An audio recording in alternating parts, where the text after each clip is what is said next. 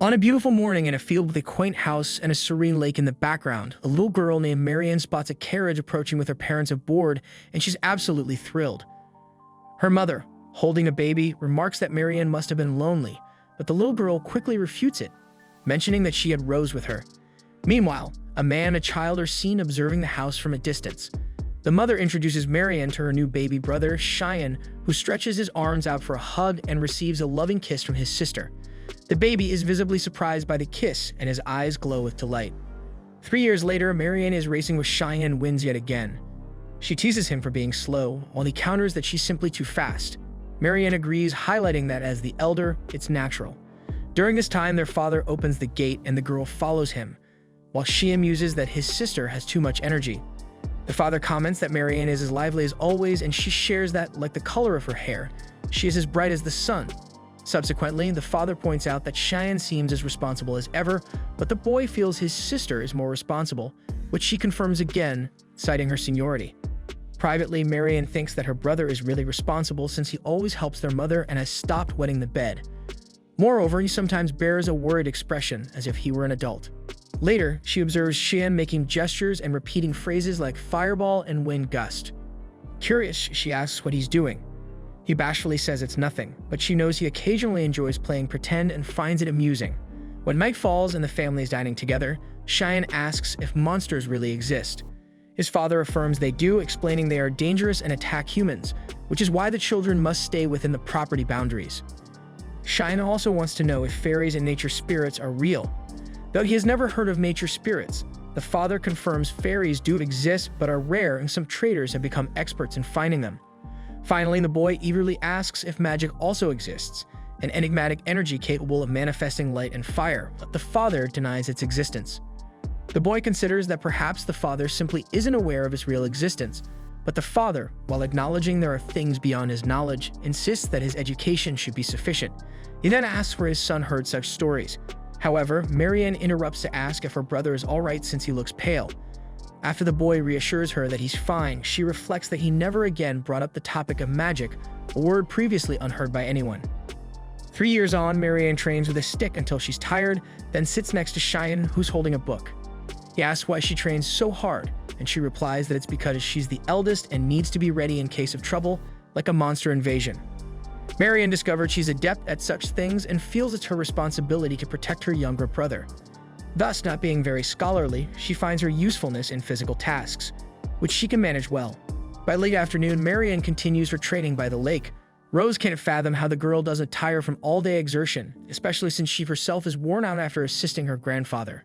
Rose notes that Shen spent his day studying as usual, highlighting how the siblings are complete opposites. This observation reminds Marianne that Cheyenne hasn't mentioned that topic for a long time, but she's certain she understands why he studies so hard. Suddenly, a shimmer overtakes the water in front of the girls, who stare in awe at it.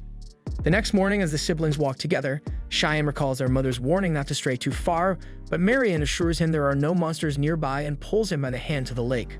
Once there, Cheyenne worries their mother will be upset with them, and Marianne thinks she might be, but it will be worth it. As soon as she says this, luminous spheres emerge from the water, creating a stunning display in the late afternoon.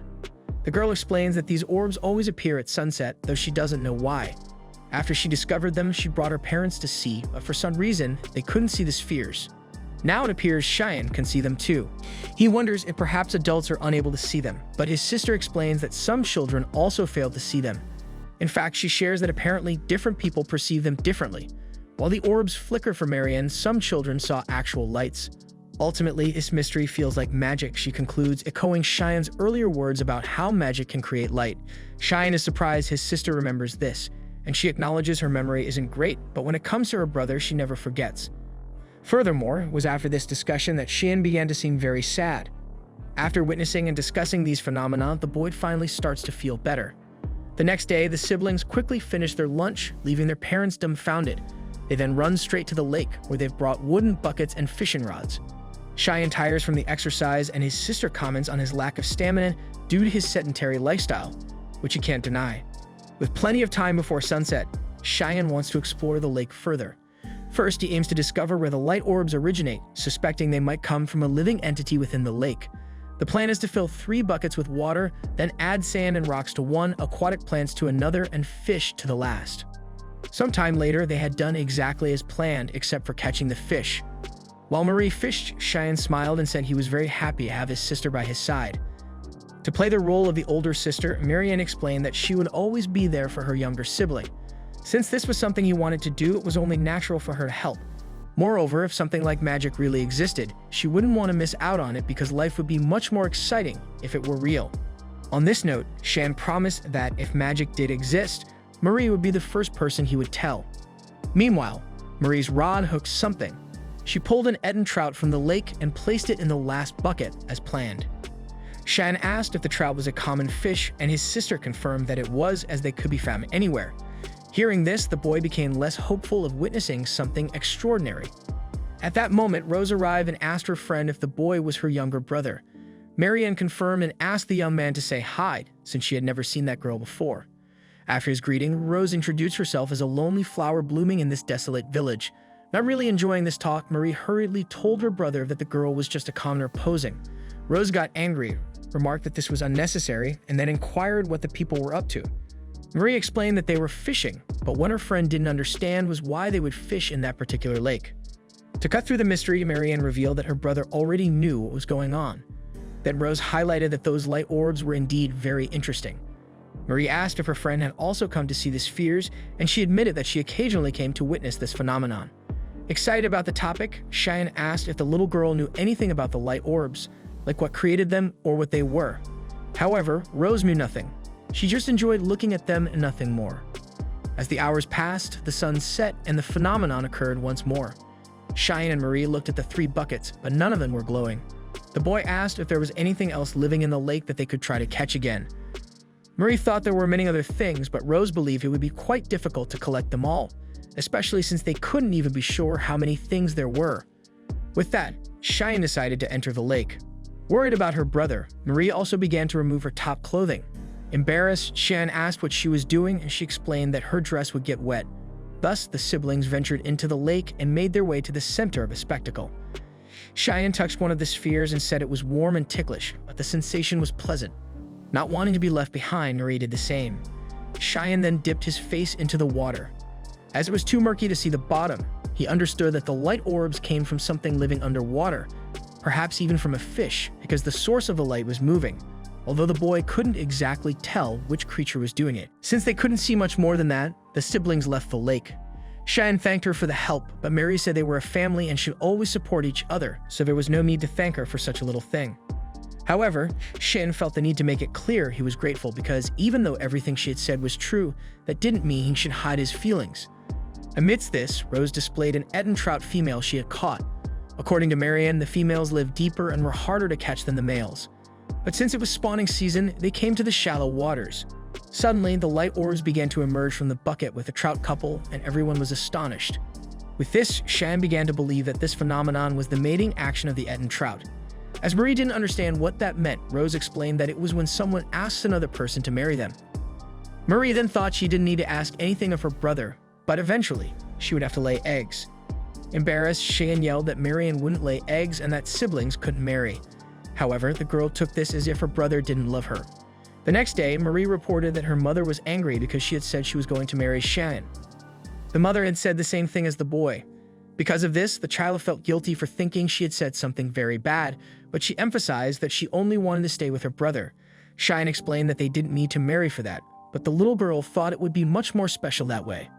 If they didn't marry, they would have to marry other people and would never be together again. As his sister began to cry after saying this, Cheyenne ended up saying that he would marry her. Marie asked if this wouldn't be a problem for their father. Then the boy said that if it were a matter of an heir, they could simply adopt someone. The girl replied that it didn't seem easy, but Cheyenne swore he was serious. Even though he was still a child after all, he also wanted to stay with his sister. If she wanted, he could even make a vow. According to Marianne, that was a heavier responsibility than saying they would marry, but the boy didn't think that was heavy for him because Marie was very important in his life. Having said that, Cheyenne hugged his sister and assured her that everything would be alright because he would always be by her side. When Marie cried and hugged her brother back, a light shone around Cheyenne. He believed it was magical energy because the light resembled the light orbs from the trout procession. Maybe, after observing that phenomenon so much, it had imprinted on his body. After all, saying he wouldn't marry anyone else was the greatest confession of love. Startled, Marianne ran out of the room while Cheyenne realized that he had discovered magical energy in a world where magic didn't exist. For that reason, he promised to create this art in this universe where he had reincarnated. Suddenly, we are transported to modern-day Japan, where a man counts down the last 10 seconds until midnight on his cell phone. As the moment arrives, he celebrates his 30th birthday with great enthusiasm.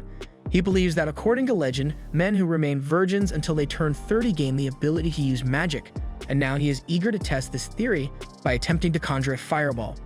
However, predictably, nothing happens and he stands there looking foolish before trying to cast a lightning spell, also without success. Undeterred, he attempts a wind blast, which also fails. Next, he tries an ice storm that never materializes. Exhausted, he lies flat on his back and rests for a while, but soon recovers and fetches a small book from under his mat to try invoking a creature of both light and darkness. Once again, his attempt ends in failure, and he resigns himself to the reality that magic does not exist, and that he was foolish to keep his chastity for 30 years. Nevertheless, he goes to sleep as he has work the next day, only to suffer a sudden heart attack. Still alive, he clutches his magic book and declares he does not want to die. In the next scene, we see the young man reflecting on society. He notes that these days, a simple internet search can uncover unimaginable things, but such discoveries fail to stir his emotions. He had no hopes of progressing in life, yet the prospect of becoming a wizard had sparked an expectation within him, causing his heart to race at the mere thought of it.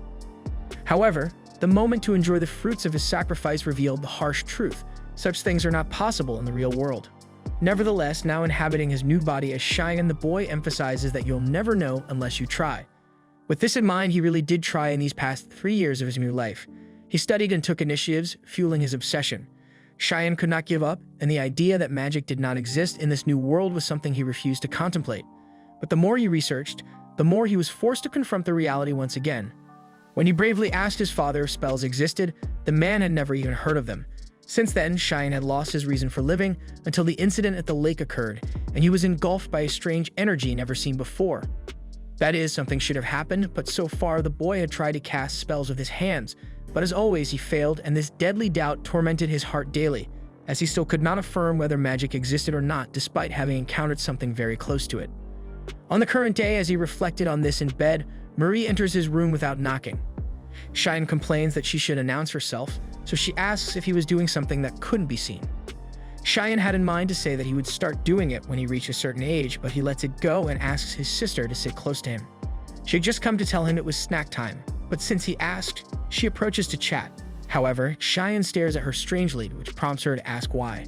Without hesitation, the boy seriously declares his love for his sister, confirming his theory. Expressing his feelings releases magical energy, and he wonders if he will have to do this every time he wants a magical reaction, which would be quite ridiculous.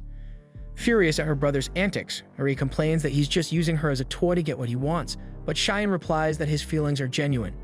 Hearing this, Marianne's heart melts on the spot, and she forgives her brother without a second thought and asks what he has discovered about this matter. Cheyenne explains that it seems magical energy is released from his body when he expresses his feelings, but he doesn't believe this release is limited to just that. For this reason, he would like to test it with Marie. She asks if he's going to tell her he loves her again and says she needs to prepare her heart beforehand, but he clarifies that's not it, disappointing her. Cheyenne reflects alone that when he confesses his feelings, he becomes more aware of them, as if he were embracing his emotions. Therefore, he imagines that the path is to use emotions like amusement, hope, excitement, and happiness. Thinking this, he begins to emit magic more consciously, though he doesn't think merely shining is a big deal. However, the truth is, he has just established the existence of magic in this world, and that in itself is an incredible advancement. Over time, he discovers that this phenomenon might be similar to what electric eels do. They have things called electroreceptors that allow them to detect electric fields, serving as a special organ within them that generates electricity and can hunt prey and defend the eel from predators. In this world, humans also have an organ that allows them to sense or produce magical energy, which is why it is similar. Cheyenne named this condition for releasing this energy the magically charged state. Because of this discovery, Cheyenne could not be happier, and Marie loves to see her brother this way for the first time in his life. A month after reaching the magically charged state, the boy discovered a few things. First, to achieve this state, a certain amount of strong emotion is needed, and maintaining that level of emotion is quite difficult. The second thing is that there is a limit to how many times you can reach this state in a single day. After releasing all your magical energy, you become exhausted. Third, if you release almost all your magical energy, your total capacity will be slightly greater next time. Fourth, like orbs of light, a magically charged state cannot be perceived by those without the potential for magic, while those who have it can see and feel the heat of that energy. Still, after discovering all of this, the poor kid still can't conjure a single light orb like the ones he saw at the lake. Perhaps the limit of magical capacity he has is only enough to serve as a walking lamp of magical energy, unable to do anything more complicated than that. If that's true, Cheyenne concludes that he produces the same amount of magic as a fish, which isn't very encouraging. However, this scheme might be similar to mana points in an RPG game, where he evolves this attribute with practice time. Either way, the little mage can't give up. Now that he's come this far and discovered that magic exists, it's his duty to get up and develop himself. From what he remembers, the trout made their bodies glow and then emitted light orbs, and this gives him the idea to try moving the magical energy to his arm, but it was too intense for him to maintain the flow smoothly. After seeing the magic dissipate, he thinks of evoking a strong feeling of joy and then thinking logically to focus on his right hand, but these two processes are quite different and conflict with each other, which can make it quite difficult to achieve. However, Cheyenne realizes he reversed the order and logically thinks that he would be very happy if his right hand received magical energy. By keeping this focus in his mind, his right hand emits a light that makes the kid want to punch a wall, thinking he was super strong. But contrary to what he thought, it wasn't the wall that broke, but his own hand, which brings him back to reality once again. However, what matters is that he made progress. After that, he named this discovery of moving the magical energy in a charged state as magical grouping, and the magic in this state came to be called gathered magic. Excited about his progress, the boy intends to continue practicing magical grouping until exhausted. After that, he presents himself for training with his father alongside Marie and Rose, but the kid is exhausted and anxious. According to his father, he decided to include Cheyenne and Rose in sword training from now on, but asks everyone to avoid joking around because even wooden swords can kill people. Cheyenne raises his hand and says he doesn't intend to fight anyone, so it doesn't even make sense for him to train with this thing. But his father teaches that a sword is not only raised against people but also against the monsters that can be seen around. Rose comments that she asked to learn to use the sword and protect herself, and Marie asks her brother to make an effort, which he ends up agreeing to, although they would prefer 1,000 times to be practicing magic. Then, at the beginning of the training, Cheyenne shows the aptitude of a duck for fencing practice, while Rose seems to have great potential, so much so that Cheyenne's father believes she could become a swordswoman one day if she continues training. Lastly, the man invites Marie for a duel to assess her development. That said, the girl confidently positions herself with her wooden sword, making her brother anxious about what's about to happen. Soon, the girl quickly advances against the adult and surprises both Cheyenne and Rose with her impressive speed. She feigns a frontal strike, making her father position his sword for blocking, but she circles around to attack from below and catch the opponent off guard. However, the man jumps and escapes the blow, then places his sword on the girl's head to end the simulated fight. He teaches that his daughter's movements are very wide, but it was very clever of her to feign an attack to catch the opponent unprotected. With that praise, Marie is overjoyed, and the man adds that she will be extremely skilled in a few years, which makes the child's day. Finally, after the tedium of sword training, Cheyenne returns to what really matters: magic. After learning to accumulate light in his right hand, he tries to expel this energy from his body, but has difficulties. Still, at first he can only maintain a magically charged state a few times a day, but now he can do it about 20 times. However, compared to when he started, the growth rate has not increased anymore, so the little mage thinks about reformulating everything he's trying to do. At that time, his father opens the door of the room after knocking and asks if his son is busy now because he was thinking of going to Historia and would like the boy to come along. Cheyenne is excited about the opportunity and explains to us that Historia is a city in the Etten region where he lives. Thus, the man begins the journey and they reach the destination in the company of his wife and 2 children. Upon arrival, he announces that first they need to finish shopping, then visit the blacksmith and return home. He insists that Cheyenne and Marie stay very close to not get lost, and Cheyenne is frustrated to realize that he wouldn't have time to look for any clues about anything related to magic in the city. Anyway, as he is still a child, he can't just wander around on his own, but when he's older, he promises to return to Historia and do what he wants. Later, while her parents are inside a store, Marie lets out a laugh and Cheyenne asks why, but she deflects, saying she's just being her usual self. Finally, after her parents finish shopping, it's time to visit the blacksmith. As the man arrives at the shop, the blacksmith greets Gawain, a longtime customer, assuming he's there to pick up the sword order for his eldest daughter.